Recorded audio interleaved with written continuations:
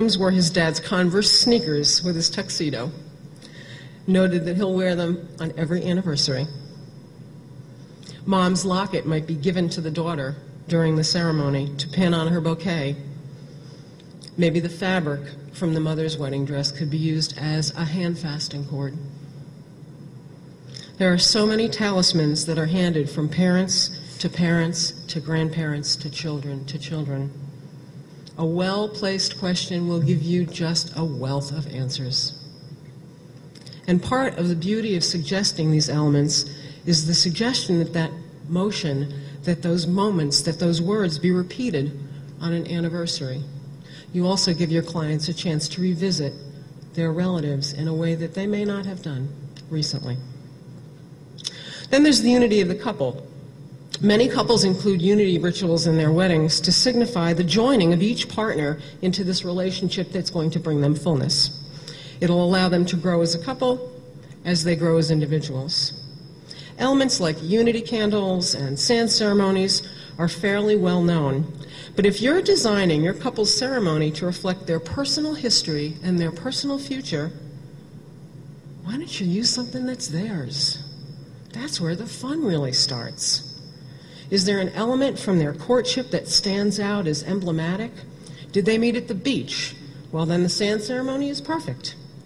Did they bake bread together? A ritual that involves breaking bread is perfect. Did they love discovering new wines or beer or tequila? Sharing of those beverages demonstrates how this couple is united in ways that are uniquely theirs. It shows how their relationship is truly a sanctuary from the larger world. And usually, these rituals involve actions that cannot be undone. The blending of sand or salt or wine, the braiding of cords, these are things that send this message that there can be no separation now that this couple is united. John and Sally made this way too easy. In their questionnaire, they noted that they met at a baby shower. John is a chocolate sommelier who creates tastings and walking tours through New York. Sally's aunt had arranged for a baby shower for her cousin, and Sally attended it with some of her friends. Well, since chocolate figured so prominently in their first encounter, and then became a star player in their reception, of course they had a chocolate wedding cake, it made delicious sense that we use chocolate in the ceremony. So I asked the groom to supply 2 of the same truffles they tasted during their first meeting. They were displayed on a beautiful crystal platter, and during the love story part, I talked about how they met. And then we made several other references to chocolate. And then they fed each other. The actual sharing comes after the vows and before the rings. My idea here is that the formal vows come before the sort of common law part, the common law sharing. It's a nice contrast, and it gives your photographer something they will just love. So I began with a reading before their actual sharing, and here's one you might consider. Sometimes, at this point in a wedding, we might light a unity candle or pour different sand into a family vessel. But since John and Sally are such a unique couple, we wanted to celebrate this moment of sharing in a totally unique way, with 2 delightful pieces of dark chocolate from the rainforests of Brazil. Chocolate is a delightful metaphor for love and life. The possible flavors and textures of chocolate are endless. Each truffle, each sliver, each kiss promises the discovery of a new treat for the palate. For the chocolate lover, navigating the world of chocolate is as exciting as the lone explorer discovering new and uncharted territory. You get the idea.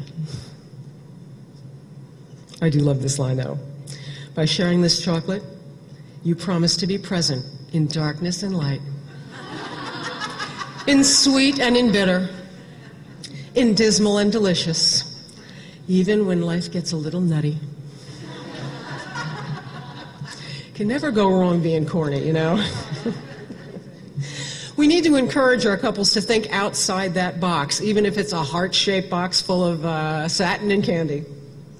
We need to encourage them to work with us to create this ceremony that's going to really reflect them, but I would go with dark chocolate because we don't want fingerprints on the wedding gown.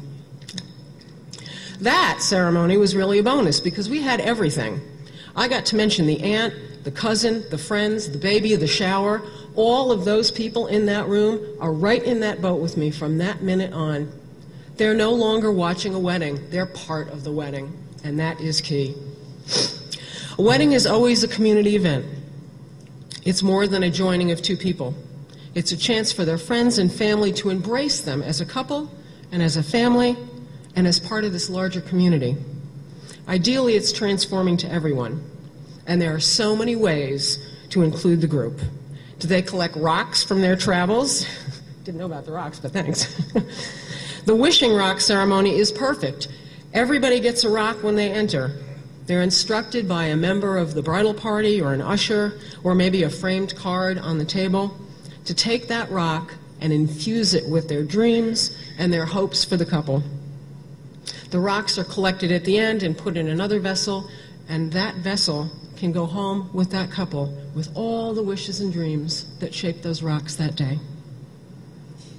For John and Sally, their relationship was marked by rain. It rained when they met. It rained when they first kissed. It rained at Disneyland. It rained so bad they couldn't have the fireworks over Cinderella's castle. Fortunately, they did have a nice day for their wedding. But rain and water was crucial to their relationship. So at their ceremony, we had a giant vessel of water at the entrance, and we asked the ushers to urge everybody coming in to dip their fingers in the water. And then, after the rings, we poured that water over their hands, noting that each one of those people had infused that water with their hopes for the couple. It was messy, but it was cool. Wishes can be imparted to this couple in many ways. My colleague, Julie, who many of you know, has a great ritual called Wedding Words of Wisdom. She uses this at many of her ceremonies, and it's particularly great when you have a teeny tiny little ceremony with 5 or 6 people, and that life story seems a little like overkill. She takes a beautiful box, and she has quotes. Some of them are funny, some of them are sage advice, some of them are just thoughts about being married. It's passed around to the family, and the people stand up and they read the quotes. It's pretty fabulous. Those quotes could then be put into their guest book, they could be put into a time capsule, and ideally they could be read on their anniversary every year. Other rituals you could try would be the candle, unity candle, passing through everybody in the audience. Very excellent if you've got a dark room. Not so great with banquet halls because they don't really like that many open flames. But one of my favorite unity rituals is the ring warming. And it's especially meaningful if that ring is a family heirloom. It works best for groups that are less than 100. The best man takes the ring in a little bag, brings it back there to you, right back there, right in front of you. He's going to start there. And I'm going to say this. You're all so important today. My fictitious couple has been inspired by all of you in highly personal ways. They've invited you to be here to witness the ripples of their happiness. It's a wellspring of unity that starts with them and cascades to all of you. Many of you have traveled to be here. You have traveled from far and wide. I love this line. Your presence is a gift that is sweeter than you'll ever know. You mean the world to this couple. So we're going to ask you to be part of this in a very special way. William Blake wrote that it is possible to see the world in a grain of sand or heaven in a wildflower. Hold infinity in the palm of your hand or eternity in an hour. It's even easier to see eternity in that wedding ring in each one of your hands. So now I want you to make a wish into that ring, you in front of the west side over there. And then you hand that ring to the next person. And it comes all the way up this side, and then it'll go all the way down that side. And your photographer is going to think you're brilliant. Because instead of having this picture of 100 people looking at me, they've got these pictures of people making a wish on those wedding rings. It's fabulous. Then we get to the change of status. Everybody anticipates a life celebration, whether it's a birthday or a wedding. They want to have a deep wow that comes out of it. And rituals make it easy to see the fact that these people are not single individual people dating anymore. Now they're a family. Probably the most recognizable symbol of transition is giving away the couple by the parents at the beginning. And even some of your wilder, crazier, more radical couple will want to be given away. Sometimes both of them. This is the perfect time to introduce this is at the end, when they're now married. Jumping the broom. Perfect. We think of it as an African-American ritual, but it's actually a Celtic ritual as well. My couple, tonight, not John and Sally, are getting married on Arbor Day. That's today, or at least I hope it is. This presents a really great opportunity for a change of status for them. There's a memento that's very thematic. When they got engaged in the backyard of Sally's parents' house, or whoever it is. They planted a little tree. And tonight, they're going to take that little tree, and it's going to be on their altar space, and tomorrow they'll go and plant that little tree in the backyard. It's perfect. In closing, the words everybody loves to hear, in closing, thank God. She's almost done, that's great. Ceremonies present rich opportunities for couples to draw on their families and friends and bring everybody into a circle of memories. These are moments in time that shouldn't be squandered on ordinary words. And if you want to foster that kind of sustained engagement within your ceremonies, there are 5 really easy things you can keep in mind. How do I spark curiosity? How do I allow this group to connect during and after this experience? 2, how do I infuse this ceremony with enough integrity that the group knows that I came here sincerely to be there for that couple and this group?